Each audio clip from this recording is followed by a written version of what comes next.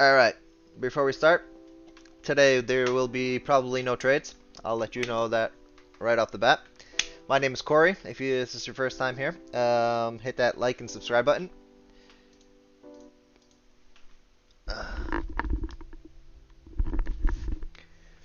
Today we will be going through my strategy and how I use it, how I read charts, how I put up my setups. I think this is a very important day today. I'm going to be revealing all of my strategies, how I watch charts, how I look at charts. So today's going to be more important than the other days. Today you're going to learn how I trade, and possibly you can learn something on your own, so you can trade on your own. I don't expect everyone to trade like me. Everyone has their own strategy. Most important thing about trading is finding a strategy that works for you. And today I'm going to show you my strategy, how I read charts. Today we're going to have Charles here with me. I'm going to ask Charles if you are able to unmute so we can chat. And everyone else in the Telegram group, please stay muted. Prophecy, please stay muted.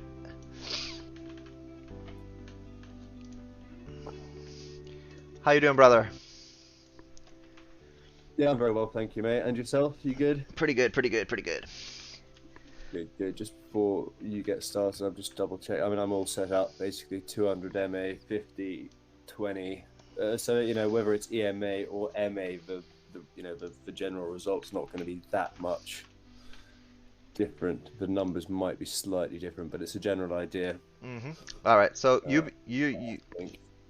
you know that I'm streaming on YouTube, so I am gonna go through the basics. You already know what mostly how I trade. You've been here with us in the Telegram group for since the beginning, since 2020.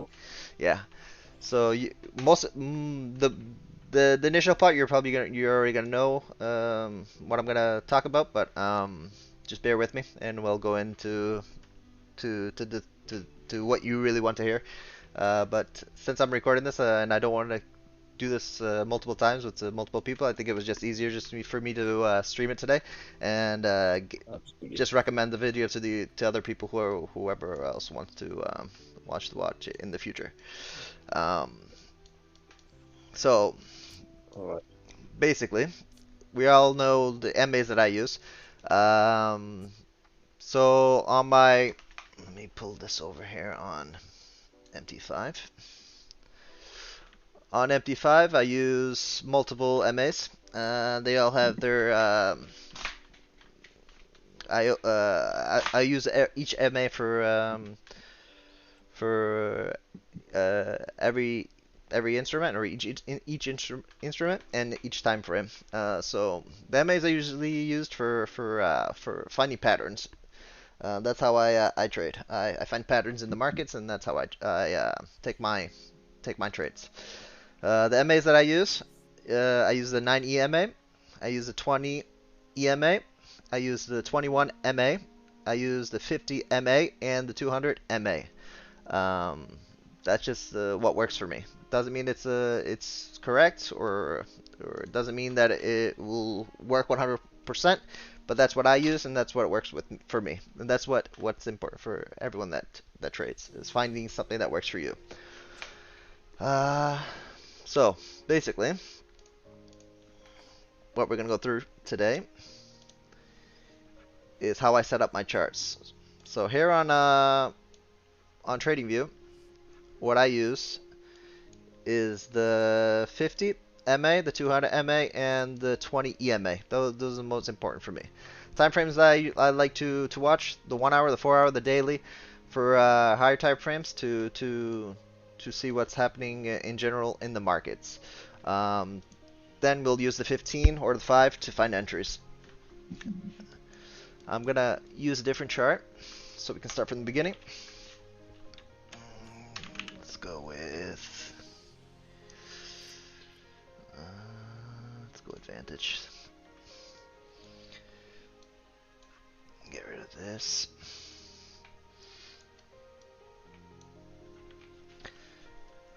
Alright, so black line is 20 MA.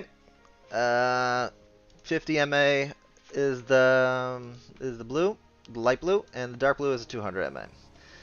What I usually do when I'm starting off, open up the daily. I usually do this on the beginning of the week, so on Mondays, and define what trends we have happening. So right here, we can see on the daily, Nasdaq, quickly create some trend lines.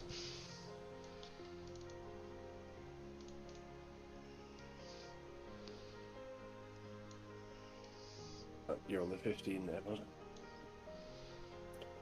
I'm on the daily. This is daily. Oh, yeah. Cool. Alright, so you can do either this way, the way I'm doing it now, which is a manual channel. Find the highs, the lows, and that's basically the trend. Or there's another way, which is this right here, which is 2 lines. You can find that over here, parallel channel, and it will create it for you. So you pull up 1, and this will be more exact. And pull it down, and that's more exact. As you can see, my lines were pretty much on point. I've been doing it for a long time, so they should be on point. After that, we can see there was a break of channel on the daily on Nasdaq. And now what are we looking for? New trend, right? So we'll create a new trend here.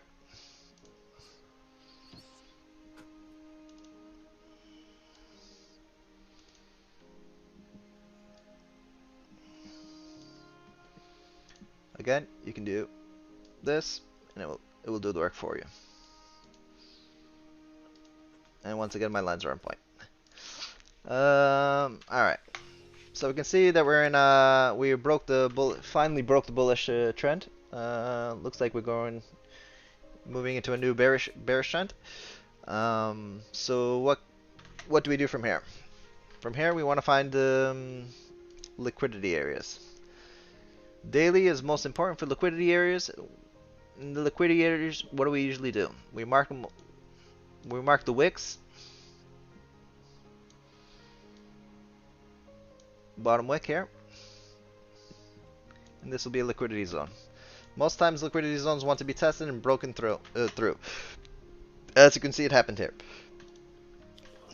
I'll go on further on later on what I do with those liquidity zones. But right now, these are the liquidity zones that we're watching. When one is broken, they usually try and go for the next one. So we have a wick here. So if this would break, well, we also have a channel, so we have to watch out for that channel. And we have liquidity zones up here.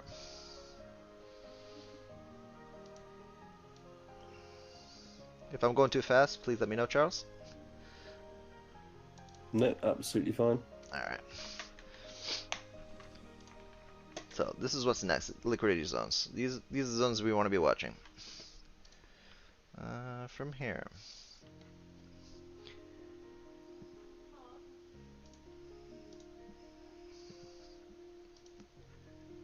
We can go to the 4-hour and do the same thing. Either we refine our liquidity zones, or we create new ones for the day, for today. Let's go over here. You can either do this with the 4-hour or the 1-hour. I'll do it with the 4-hour. So we have a liquidity zone here. I'm going to change the color so I know that this is not a daily zone. It's just a 4-hour. So I'll change this to blue.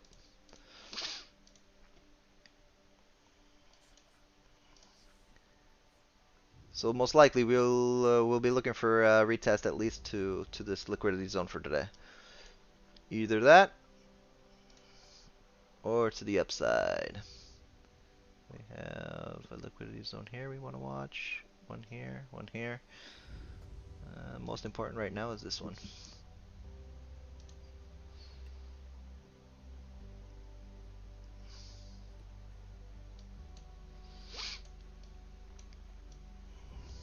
So because we bounce off the bottom of the channel, we're most likely could perform a double bottom, the bottom of the channel, and then after that look to go bullish to the upside. That's what I would be looking for right now. So these are the liquidity zones we're watching. We can go down the 1 hour, see if there's any more that we want to mark. Not too many wicks on the 1 hour. Zoom in a bit. I like this over here. There's a lot of wicks over here. So in case we break here, we're looking for liquidity zone up here, at least for today. Alright, so right now we can see we're zoom out. We're stuck in a channel, downward channel at the moment. We bounce off the bottom, which also created a liquidity zone, which could be tested today, retested today, make a double bottom from the bottom of the channel.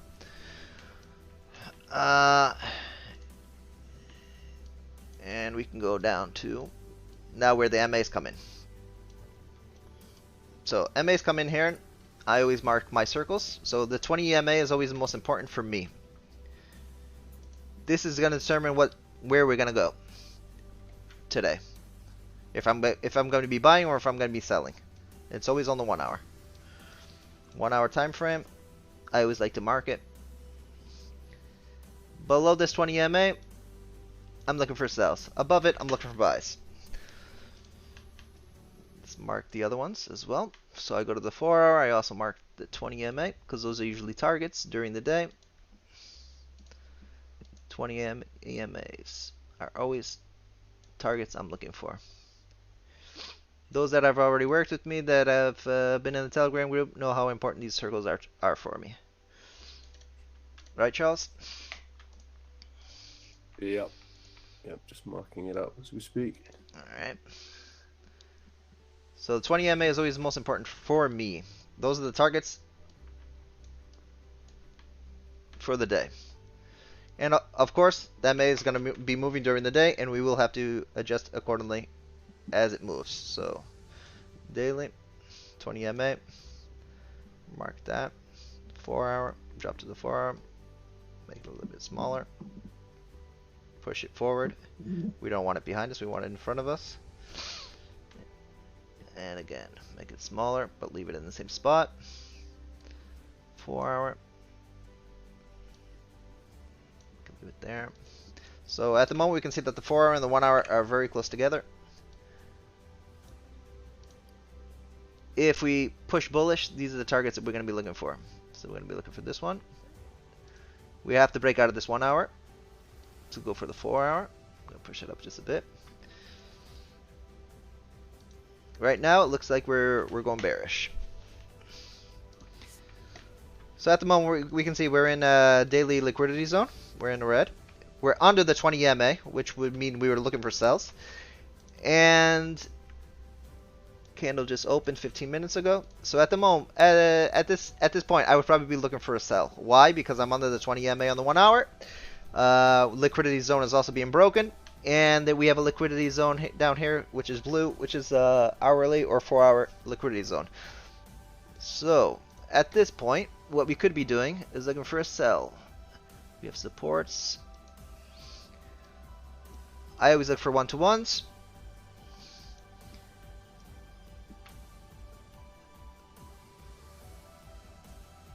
Minimum one-to-ones.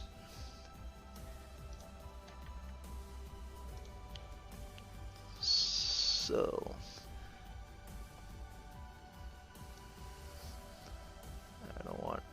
I want to give it some room. Below the wick. Let's look at the 15 real quick. All right. So this is where we start looking for entry. I would start looking for entries. There, I can see there's a support. Let's zoom in so we can see it better. We can see there's support here. Why is it support? One touch, Inbounce, another touch and bounce, another touch and bounce. So if we're looking for a sell, we're going to want it to be under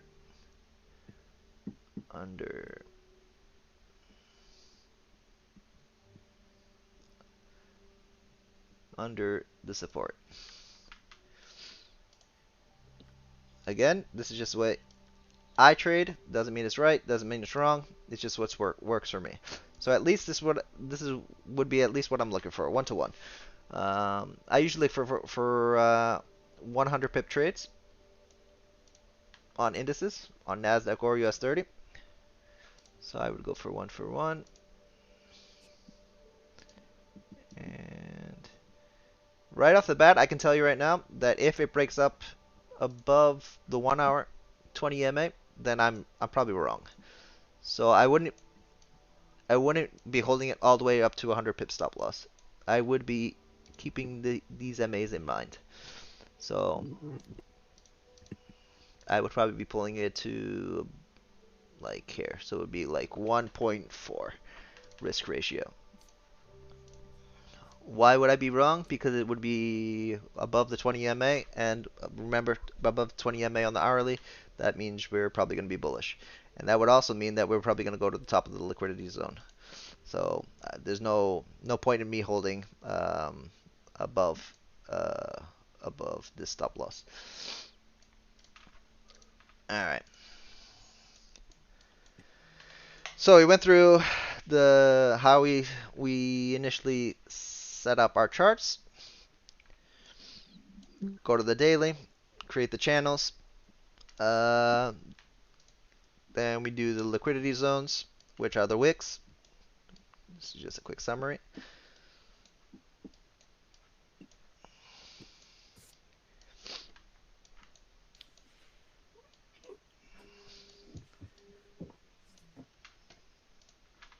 So the liquidity zones on the daily are the wicks. We already went through that. Red, red. Drop down to the 4 hour. Also the wicks. Wicks. Wicks. This one can even be pulled up a little bit higher. And wicks to the bottom. Should be adjusted. MAs, we already went through those as well.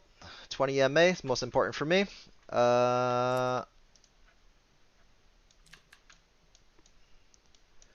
20 MA is most important for me. Then we have the 50 and the 200 MAs. So 20 MA, 50 MA, and 200 MA. And how do we define our direction? 20 MA on the hourly.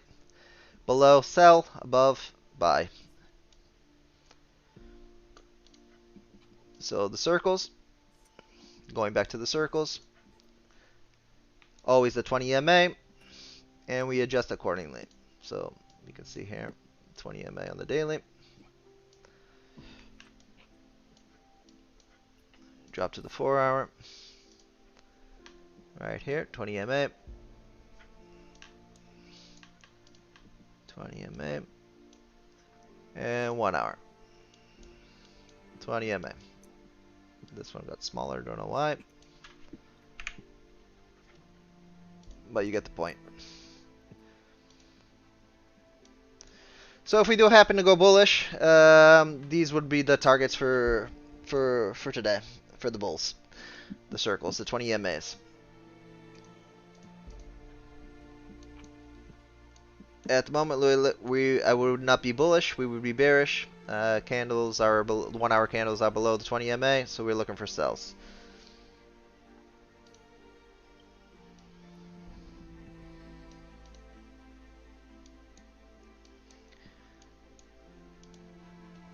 If we were to go bullish, what would I be looking for? If we had confirmation, I would only be interested in, we have support here. Supports, we always want to go where there are multiple touches, imbounces, or rejections. So here.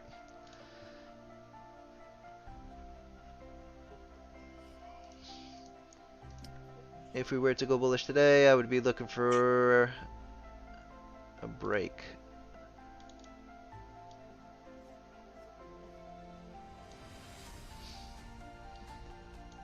So if you want to play it safe, a break out of this zone. Go for 1-to-1.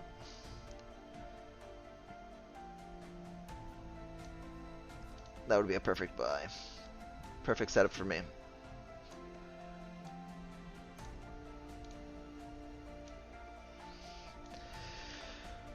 I think I went over the basics. Do we have any questions? Charles, do you have any questions? No, that's all pretty crystal clear, bud. Okay. The last thing I was going to mention was candle closes and opens. So, for example, we have this here. So, what do you notice on candles? On each candle you usually have wicks to the top and to the bottom. Yeah. And very rarely, what happens is you'll get a candle that doesn't have a wick. So, what does that usually mean? Usually means the next hour, it's gonna probably wick down and create the wick that wasn't created. So as you can see here, there was a wick on the top, there was no wick on the bottom. Hourly closed, went down, created the wick from the previous candle, and then rocketed. So there's gonna be some instances where it won't come back and create the wick, like here, this red candle here. There was no wick to the upside, there was no wick to the downside. It kept going, created no wick, kept going, and eventually we will get a pullback somewhere. It just didn't happen this time, but most of the time it does come back and attempt to create a pullback to create that wick. Let's see if I can find a better example, because this week has just been complete downfall.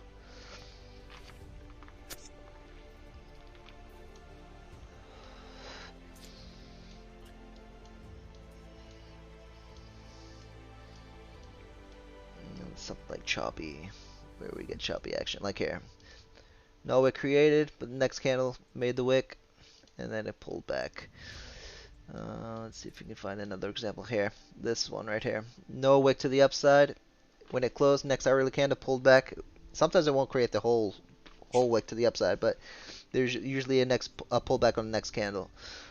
So you got that example here. No wick to the downside. Next candle pulled back up. Let's see if we can find another example where it happens. This one never came back.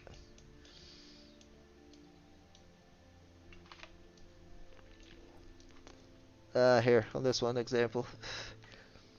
So it actually happened multiple times. No wick to either side. Here we get the candle open. Went to the high. There was a little bit of wick there. Can't really count that one. One with no wick. Here, this one. Candle closed. No wick to the downside. Went up. Eventually created it. Not on the next hour, but on the second hour. Created the wick to the downside. So usually when there's a candle with no wick, there's usually a pullback. Here example. There was a pullback. Wasn't a big pullback, but there was a pullback. So you always want to look for a pullback when there's no wicks on when there isn't two wicks on the candle. Yeah, just to fill the wick, basically. Yeah, basically. Or if it doesn't fill the wick or doesn't create the wick, it usually will pull back on the next candle, next hourly candle. Here, for example, oh, no, that one has a wick. Let's see if we can find some other more. Here, no wick to the bottom. Next candle didn't help, but it did make a pullback on 2 hours later on the second hour after. Obviously, it's not gonna pull back all the way every time, but there should be some pullbacks when there is no wicks to the candle. Here is this is a nice example. So wick to the downside, no wick to the upside. Next hourly, created the wick and then pulled all the way back down. Let's see if we can find more examples. Just trying to prove a point. Here, no wick to the downside, barely made a wick to the upside. Wicks down, got about what, 30% of the previous candle. Let's see if we can get one last example. Here, this one. No wick to the upside. Next hourly candle pulled back just a bit, about 30% as well. So on the next hourly, when there's no wicks, usually look for the next hour should usually make a retracement. Not a full retracement, but some kind of retracement on the next candle. Here, another example. No wick to the downside. Next candle pulls up about 30%, and then goes all the way back down. I think I pretty much. Here's another example. Last example, I promise. No wick to the upside. Next candle wicked up, pulled down, and that's where it came all the way back down. So you want to look for those kind of patterns as well. I said it on the hourly, but it works on the 30-minute, works on the hourly, works on the 4-hour, works on the daily. I'm not gonna go through it.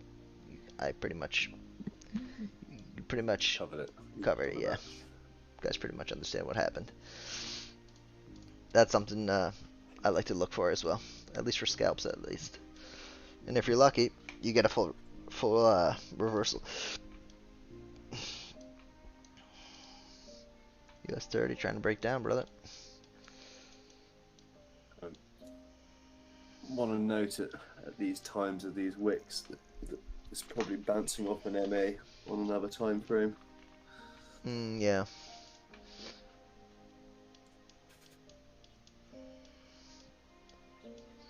$15, no MAs to hold it. Look at US 30. Oh wow, that was beautiful, Still man. tanking, yeah, still tanking. It broke through all the MAs on the 15. What about the 5? Oh, on the 5 as well. Ooh, oh, it broke through the 200 on the 1 minute. Yeah, 33,704 is what I've got written down here.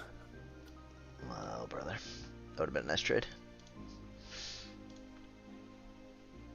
Current price 779 on my chart. Repeat the number. You kind of cut out. So the numbers all differ.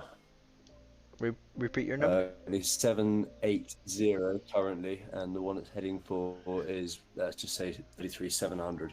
Okay, so 80 pips about. So about 80 pips, right? Yeah, I mean, it's basically at this morning's bottom. Okay. Where it's looking for, I would say. Mm-hmm. That was a sell, brother. That was a sell. And then below that, 33,580, but that's a long way away for now. That's like 200 pips, right? Yeah, it's a big move. 200 pips from It's here, 350 about. So yeah, about the full liquidity. 350 is around here, around this area. So possibly the double bottom, which we were mentioning before.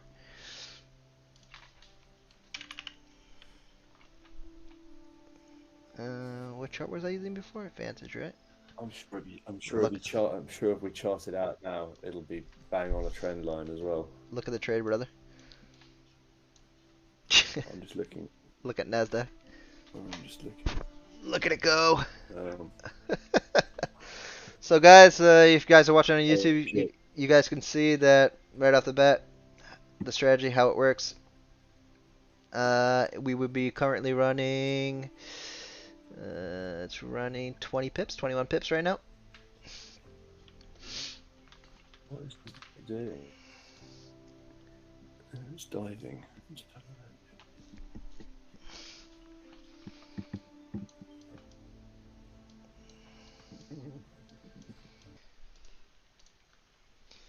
Alright, for everyone that's here on YouTube, if you're watching the recorded version, hit that like button, subscribe button. We do live trading sessions. Just turn this music off, everything off. For those that don't know who I am, my name is Corey. You can find me on Twitter at Corey_Korea. You can find me on Instagram, InvestInGIFT. You guys can find me on Telegram, InvestInGIFT. You guys can find me on YouTube, here on YouTube, or on Twitch, InvestInGIFT. Hit that like button. We'll do some live trading sessions going on in the future. And I think that's pretty much it. Oh, if you guys have any inquiries, you guys can also email me at investingift@gmail.com. And now we can end the session. Thanks for joining, guys. Peace.